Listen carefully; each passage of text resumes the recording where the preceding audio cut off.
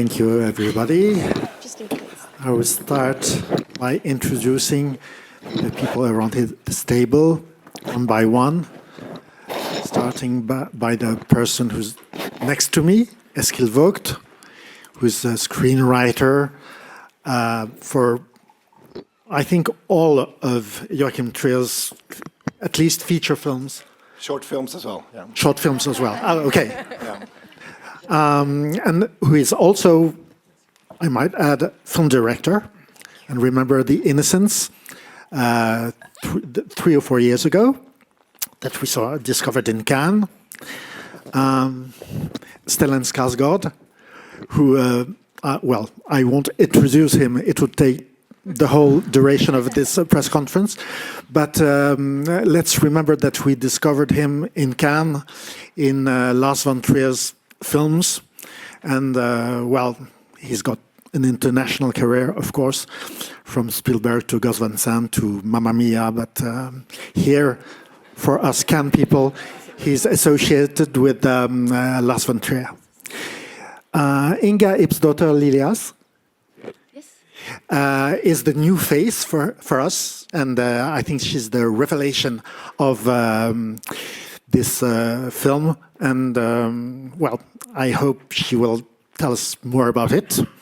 Joachim Trier is, well, we all know him for years, since Reprise, his first film, and his first international success, which was, of course, Oslo, August 31st.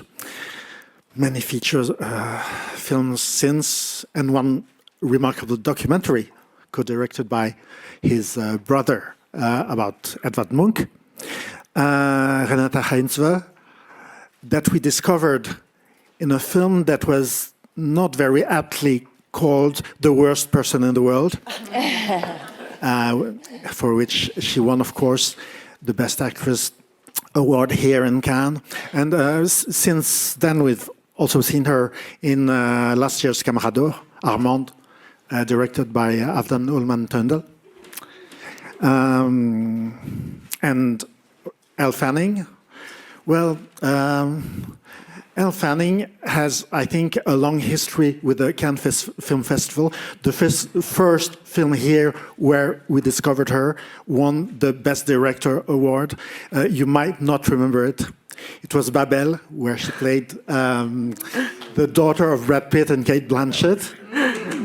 She was a little girl then, but she's grown up.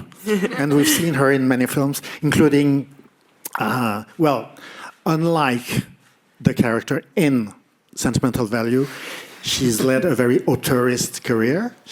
She's not only a Disney princess, but also with Nicolas Winding Refn or Sofia Coppola, of course. Anders Danielsen Lier, we've discovered him with the cinema of Joachim Trier. Since, well, he's unforgettable in almost all his films, even though here he has a bit more supporting part, but he'll tell us more about it. And two of the film's producers, Maria Ekerhoofd, who has also produced, I think, The Innocents, and Andrea Berntsen-Otmar, who has also produced Armand. And most of Sentimental Value's crew is here in the first row. So sorry, I'm too ashamed of mispronouncing, but there's his DP, his production designer, his sound designer, his casting director, and many more, the whole production team, I think. So I will first ask the first question, and then you will go on. The first question is to Eskil and Joachim about the script of the film. Well, there are three main concepts, which are a film about filmmaking, a film about a family, and a film about a house. Which came first, and which led to which? I think it started with family, didn't it, Joachim? And then the other stuff came later. In the beginning, we had an idea of writing something about sisters. Yeah. And that weird. If my voice is a bit rusty, it's because the film was apparently well received, and we have the party yesterday. So, yeah. But yeah, so we began there, and Joachim, we wanted to continue the collaboration with Renata. So she could be one of the sisters. We could write about that, and we had the idea of an absent father. And then suddenly, it would be fun if he appeared, and then he appeared, and then it became bigger and bigger, and then Gustav Borg came, and then suddenly that aspect of the art came with him, I think, and that character. I think so, and we knew we wanted to do something about. What Eskil and I do, we sit down in a room as old friends, and we try to find out where we are in life. And we had to spend a couple of months trying to get away from expectations and the kind of outside look at, what should we do next, and all that stuff that happens between movies. And since we make personal movies, I think what we wanted to do was something about reconciliation, family, time, something about that. And then when Gustav Borg showed up, I was kind of curious. There's something about, when we have to admit it, Eskil, we're kind of grown up now. We're in the middle of life, and seeing a bigger perspective on the lifespan of a human being, that there is inside, any grown-up, complicated parent, also a wounded child somehow. And then at the same time, both Eskil and I have kids. I've had 2 kids since the last film. And I realized, looking at my children, as they're now still quite small, that creating something is a natural thing for human beings. It's not something that has purpose. A child, before it speaks the social language, dances, sings, draws. It's like something we do. It's not an ambition. It's not it's something that we maybe also, many of us, avoid and go into the social language, go into the social roles of the family. And suddenly we started realizing that even if Gustav Borg is a complicated father, because he's an artist, he has 2 languages. And then we realized that we wanted to talk about that, the vulnerability of communication and the lack of ability to talk in a family, and seeing whether the art part of it could play into that. In a way, we thought it was a lot about how we never really can speak directly about the important things, and how we find indirect ways of communicating, and the art is a way of expressing that, because I think that's the best shot this family has of communicating well and figuring out their issues, and not by the standard film scene of sitting down and having the blowout and finally reaching like the verbal catharsis. And did the house, allowed you to explore the whole past of the family, and even? Yeah, I think to be honest, Eskil and I love human stories. We love intimacy of characters, and as Eskil was pointing out, we didn't want to make a chamber drama where people just sit and talk all the time. We wanted to try to have fun with cinema, as always, play around. And I think the house gave us an opportunity to have a bigger perspective on, again, time, the lifespan, the witnessing of human life and how quick it goes. So that's a starting point, at least. I don't want to try to give interpretations to it, but I think that's. And also, as a matter of fact, my family had a house that was built by my great-great-grandfather that was sold during the process of writing, and I realized the specific, how to say in English, gestalt, the specificity of the place as a representation of memory, which is a cinematic theme. So I also think it's about indirect ways that we communicate, but also how we are influenced by other members of our family, and maybe even previous generations in a way we can't really fathom. So the house could be a way of expressing that in hopefully a not too bombastic way. Question here, Stellan Skarsgard, a film critic from Chrome, Egypt, to Joachim Terrer. So, casting the same actor or actress over and over again might affect this thin line between what's real and what's fictional, what's personal and what's scripted. Especially in your films, very personal films with this bittersweet melancholy that's also very dangerous emotion. How you are dealing with this with your long-time collaborators like Renata and Anders? Thank you. That's a wonderful question. No, I think my job as a director is to try to create a sense of, maybe ownership is the wrong word, but a sense of taking charge of the character, you know, for actors. And I need a process with actors. I need time. And a lot of the time we talk about a lot of personal stuff just to see if we can together find emotions. And, you know, it's a strange interplay that I learned from actors between, again, as Eskil was saying, the sort of the unspokenness of emotionality that we all carry, which is a part of our history, but we can't rationalize it. But maybe we can trigger it in ways in front of the camera so that it can be conveyed to others. So when we've had long collaborations, I think we're able to sometimes talk a lot, and then when we actually shoot, I don't bother you too much, I hope. I think you guys are amazing, you know, at finding ways and trying to explore things in yourself and in the scene. And then the irony is we're sitting here and trying to talk about it, but the moment something happens, a lot of the time we just move on because we have busy days. And then suddenly we're faced with a film and we don't really know what happened, right? But it's wonderful. And I feel like that with all of the actors in this film, that honestly, it's what I'm the most proud of as a director, is the cast in this film. I think it's really, I had a great time. Anders, can you comment on the evolution of your relationship with Joachim? Yeah, you know, I kind of grew up in Joachim's films, so that's there's this. I personally love this uncanny valley between fiction and reality in cinema, and I think in this film I don't play a big part, but I love the idea of having us play actors and being part of a theater ensemble, because we are also Joachim's actors in a way.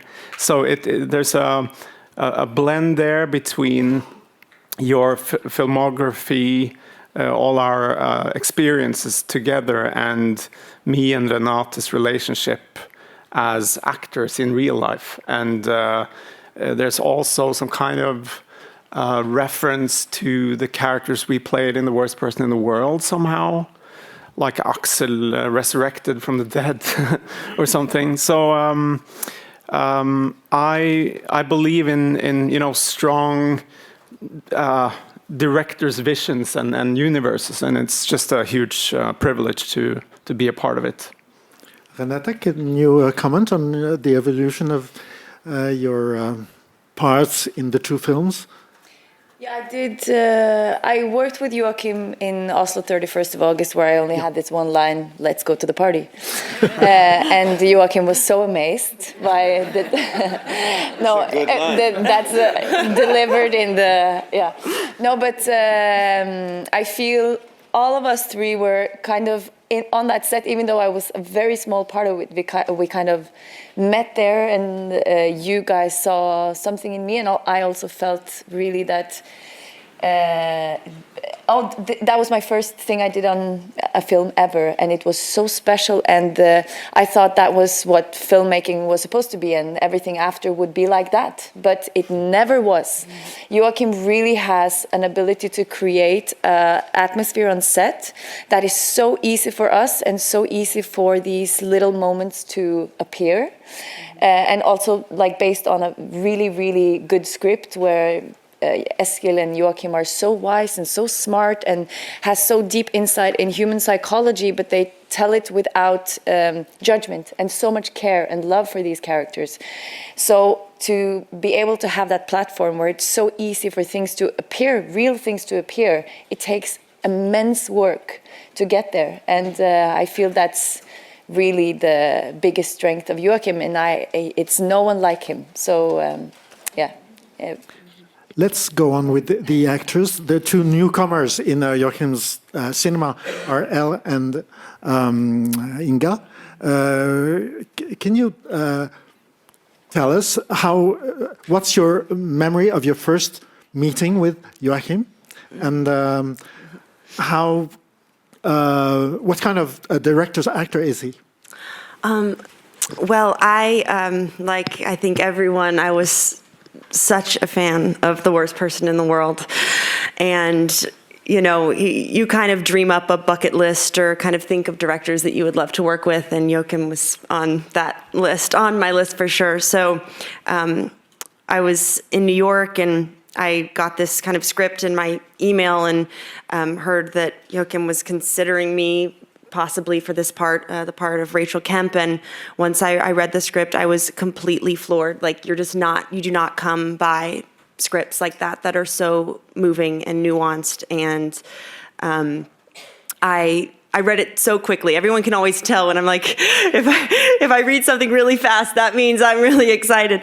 And I met with Joachim on Zoom the next day, and we had just a lovely conversation, and I was praying that I would get the part of Rachel, and I came to that decision. And I was actually, it's so funny. I mean, we'll talk about like the meta-ness of the film, how it's kind of this meta universe in being an actor playing an actor. But I was about to go film this kind of a commercial Badlands, a Predator film that was a big kind of commercial movie. So I was about to go to New Zealand, but right before that, I went to Oslo and met with Joachim, and we had this unbelievable rehearsal process, which is you don't always get. And we were rehearsing the scenes in the house and doing rehearsal scenes of rehearsal scenes. So I would have my prop script and then my real script right next to each other. And I was like, how do I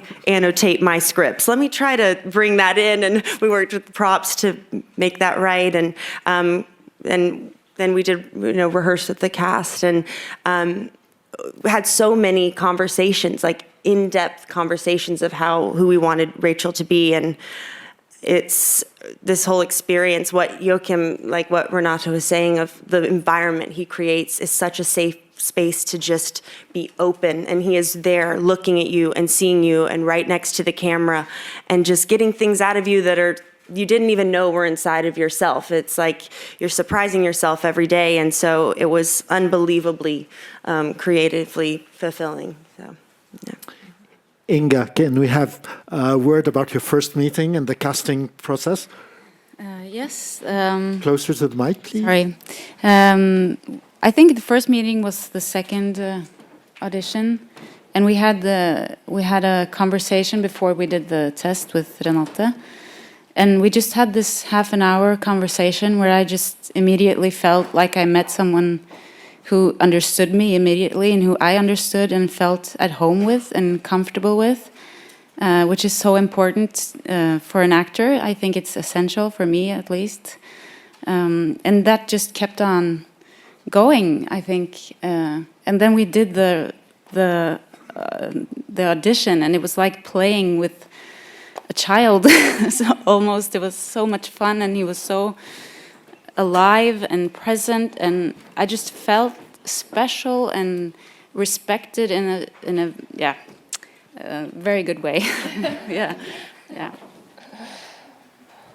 Dylan Fernando, Films Fatale Canada. This question is for Mr. Trier. The transitions from scene to scene abruptly cut to black, is this to reflect the displacency within the characters? Thank you.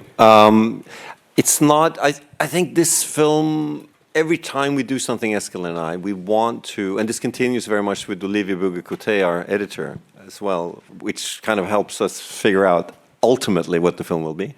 I think there's something about this one where I wanted fragmentation and moments of life to slowly move towards a type of continuity and intimacy between the characters, but that the film form still kept them apart somehow, so that not everything is resolved in that kind of face-to-face situation that very often drama demands. So we were playing around with that. I think there's something wonderful about creating a bit of absence and hoping for patience from an audience. Like that it's okay. Hey, thank you. That's why I love cinema. I love the big screen, because kind of people commit. You got to be there for a couple of hours. So hey, maybe they'll allow me to. Yeah, hang on. I'll go over here. Maybe it doesn't make sense right now. Maybe it will later. And we played around still in the edit a lot with that aspect.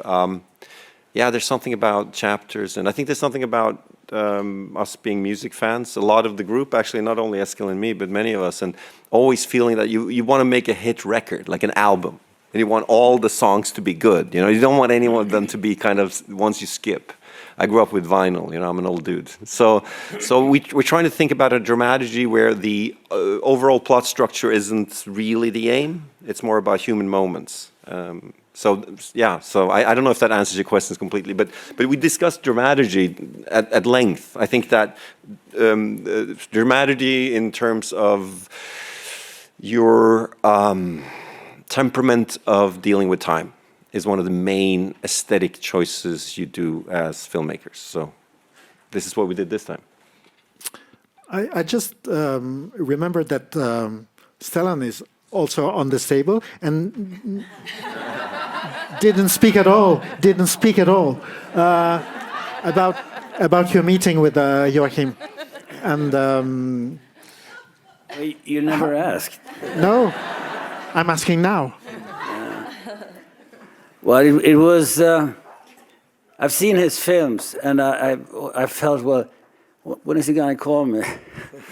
Because I felt that he has something he can. I wanted to work with him, and he can get something out of me that maybe someone else can't. And he called me and came to Stockholm, and we met. And he showed me this beautiful script, which was. It's so much when you're an older man who's in the film business and have a lot of kids. This is perfect for you.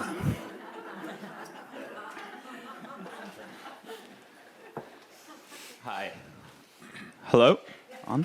Hello? Yep. Okay. Hi. Gabriel from the Schmearcast and the Synagogue. First of all, I saw the movie this morning. Thank you. It's my favorite of Cannes, so incredible film. My question actually is for Mr. Skarsgard. First of all, Andor, greatest thing I've ever seen. Thank you so much for your portrayal of Luthen Rael, incredible character. But for this movie, you know, you mentioned that incredible script from Eskil and from Joachim. You received that. How much is on the page, and how much are you bringing to it from the fact that you have such accomplished actors as children? How does that combine? If you want to be really good, you got to act between the lines. So it doesn't matter what lines they write. But it matters very much how much they look at you and how they look at you and wait for you. And wait for you to something to happen inside you. I'm not an actor who does a lot of detailed preparations. I'm an actor who wants it to happen in front of the camera. And I do believe in the immediacy of filmmaking. That is so fantastic. Something can happen that will never happen again, and you capture it. And that is the most the irrationality of that. I was at the same party.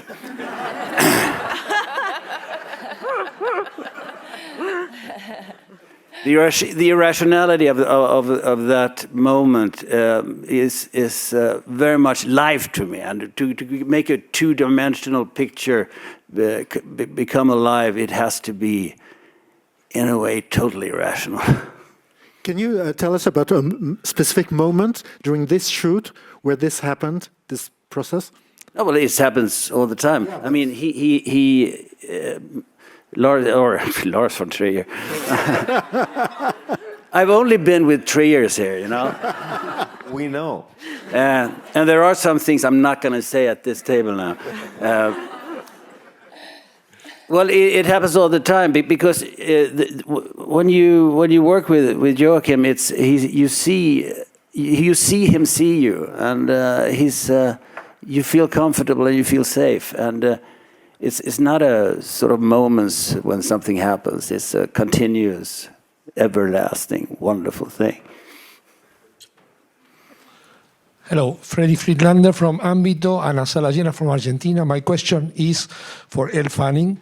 I've seen you several times here in the festival, and I remember one of your first movies, very, very small, The Door in the Floor, which was shown in Argentina. My question is about, in this movie, as you have you had have other experiences shooting in Europe, or what is about the language? Because I suppose you don't speak Swedish or Norwegian. And finally, are you going to be together with your sister Dakota? That's your wish. You wrote it together in a movie.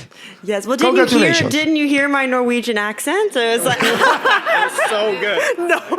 Renata thought it sounded German. It needs work. Poor Rachel. But no, I do not speak. Yes, I was the only American on the team, but I was so welcomed, and Joachim, I mean, he works with his family, like in a sense, his family and his friends, and you can feel that tight-knit bond, and everyone was just so kind and welcoming. And you asked, yes, I would love to work with my sister still. Yes, we have plans for sure. Yes. Hi, my name is Marcus from OnePress TV from Sweden. I want to ask Stellan Skarsgard a question. You have such a rich career behind you. So what still drives you to continue to make movies? And what did it mean to you to be part of this movie? Well, what makes me do movies is I love to be on the set with other actors and the director, and I love to play like a child. I honestly don't care. When I do it, I don't care that much about how it's going to go for the film afterwards. but you do it. You do to communicate. So you have to communicate. But it is those moments when you surprise yourself, that when you get surprised by your fellow actor, when you get surprised by the director, it's everything is new all the time. It's the funny thing about filmmaking; it doesn't get old. Did you model your character on some directors that you met? No comment.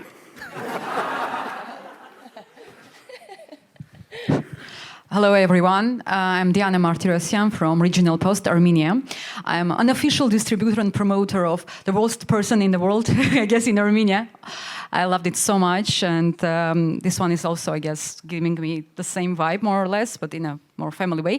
So my question is to Mr. Trier. We have another film in main competition. You may know that, Sound of Falling by Masha Shalinsky, which is also telling us about the story of the house and generations of women who lived there.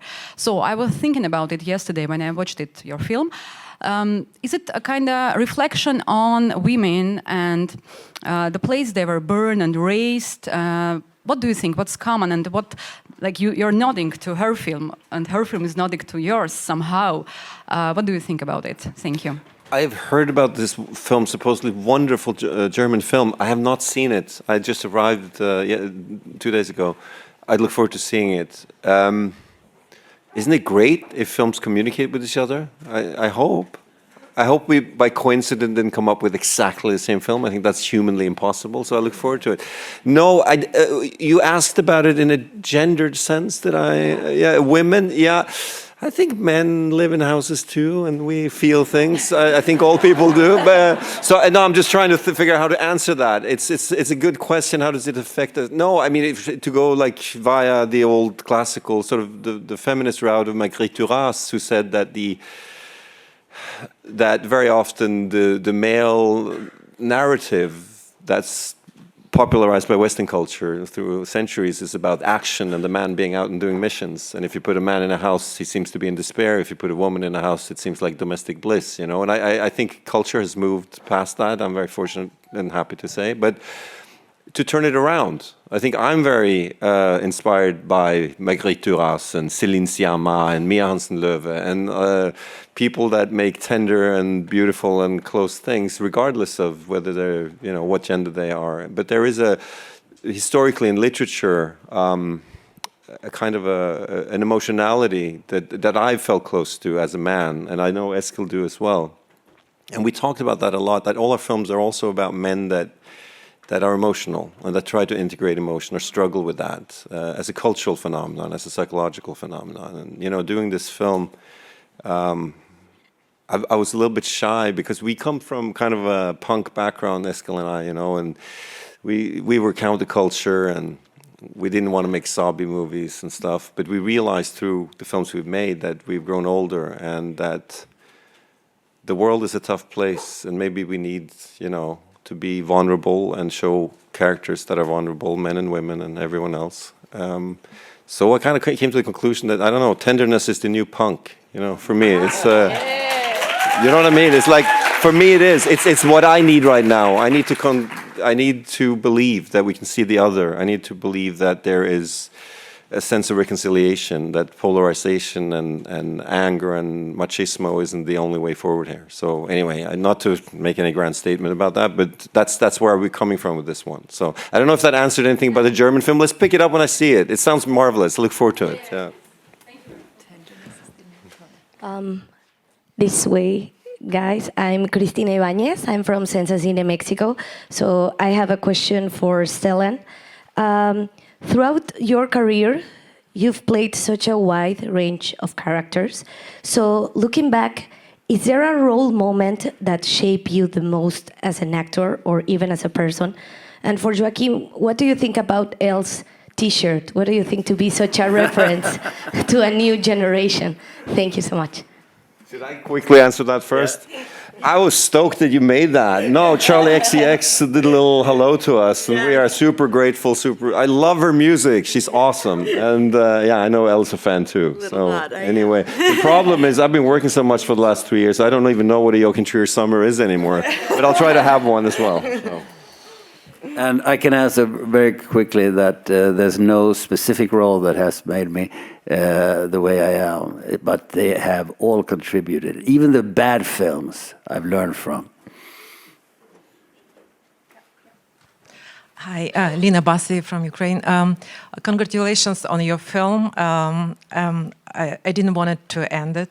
To end this film. So every time when it's switched to black, I was afraid it was it. But then it's continued as the life continues. So my question is to Renate. Actually, you play theatrical actress, and I would like to ask you about your relationship to theater and to this role in general. Thank you very much. Yes, I have a very long and deep relationship to the theater. I started when I was 9. All the other kids had fun. I took it very seriously. I kind of, I think, learned so much about my life, and I think that drove me through all the parts that I did, big or small, learning something new about myself, learning something new about the social structures I were in, and feeling outside of social structures and what it meant to me. I learned so much, became very analytical because I learned from the Russian school. And then my first lead in a movie was with Joachim, and then I kind of, you taught me a new way to just let go of all strain, because in theater you build a character very specifically. You build it from the structure that is in the script and create it from there, create a body from there. And here it's more about letting go and let things just happen and be more in tune with yourself. And it's a lot more scary for me than standing on a stage and building a character. But I think now I'm very, a combination of those two things is really defining me as an actress, working with him. And it really also teaches me so much about myself and my life. I've made some changes after just reading scripts that Eskil and Joachim make. And so I'm a combination of those two worlds, I feel now. Yeah. Before the next question, I would like to ask a question to the two producers who haven't spoken yet here on this table. How did you get involved with Joachim's cinema? Because you're relatively new to his works, and how did you work with him on this particular project? Well, I came into his cinema by being a fan, by watching all of his films and really loving them. And I actually just watched Reprise and it's still super good, and it's still I know, and it's I think he and his teams make the most truthful and funny and really important, tender, like Joachim said, cinema, and it was a privilege to work with them. And we started to work together because I produced Eskil's film The Innocents. And I think he recommended me to Joachim, and then I was invited in together with Andrea, who did Worst Person, and we arranged marriage. Arranged marriage. That actually is good arranged marriage. Yeah. And for me as well, I definitely was a fan before having the pleasure to meet both Eskil and Joachim, and we worked together for the first time on The Worst Person, which felt like, as in the film, the tone of the film, like playing around with your friends, and it was an amazing experience. And I was very happy to be able to join the next one as well. And it's fascinating because it's super, I mean, like you hear now about the process that Joachim and Eskil has that is so specific. They sit in a room for 1.5 years and they create these worlds, and then they invite the others in, and also the way Joachim works with the actors. It's so much hard work, and it takes a lot.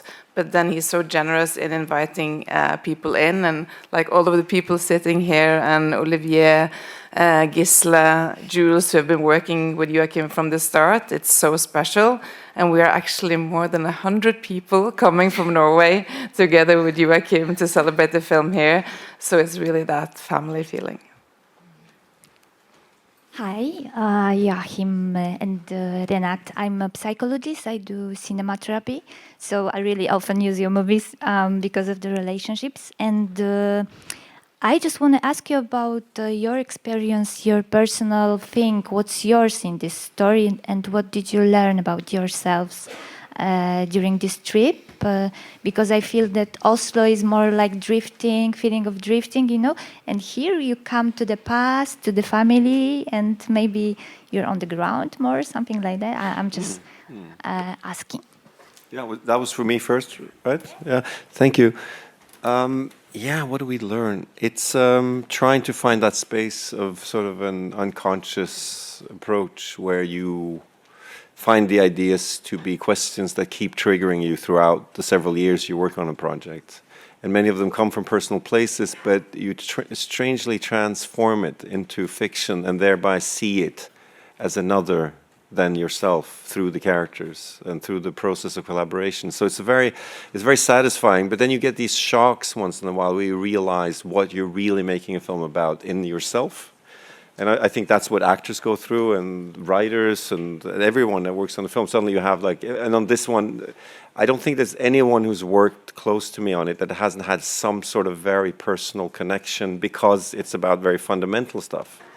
It's about the transference of woundedness and grief through generations, and the mysteries of that, whether you believe in the genetics, the psychoanalytics, if you believe in God, if you're an atheist, you will have to look at yourself through time and look at your parents and see that they also had parents, and that it's an ongoing thing. So I don't know, and suddenly you're hit by it and struck by it during the process. And I have to admit, I've been. It's kind of lovely to finish and send this film out now. I've been kind of living in this. It's quite a melancholic place, with this one for a while. So, but it's been wonderful as well. Yeah. Go on. No, I also feel that's the power of this movie and this project, that the exact things that are so hard to articulate is somehow expressed on all levels, like from the writing, like you talked about, like how it is so hard to communicate some things, and how the emotional weight that is in this movie is handled with so much care. I think it's then safe to go in and really immerse yourself into the work, and by that you really get some realizations in your own life. And also the biggest experiences I've had in my life is seeing a movie or seeing some artwork that really touches on something I do not understand, and even though I see it, I cannot articulate it, but it's given me less loneliness in return, or I've learned something new that I cannot even articulate, and that's the power, I think, of this movie. Cinema therapy sounds great. Yeah, take us. That's what we do in the writing room. Yeah. I'm lying most on the couch. Thank you, Eskil. You lie there sometimes too. Hi. Hello. Good morning. I'm Lorena Montenegro here from Brazil, Diário do Pará. And so let's talk about art and love and movies. Like Renata said, Nordic cinema was amazed the world with Bergman movies. I think that we agree on that. How much that Bergman is present in spirit and emulated in the language of cinema and love in that film. How that you guys translates and transmits that love and that craft in cinema. The specific influence of Bergman in this one, right? That's so I understand correctly. Thank you. Yeah, like it's a bit tricky being a film director in the Nordic countries without relating to Bergman, and obviously I'm very, very inspired by Bergman. But I think the important thing when you have a sort of a master and a classic is what do you take away from it? Bergman was many things.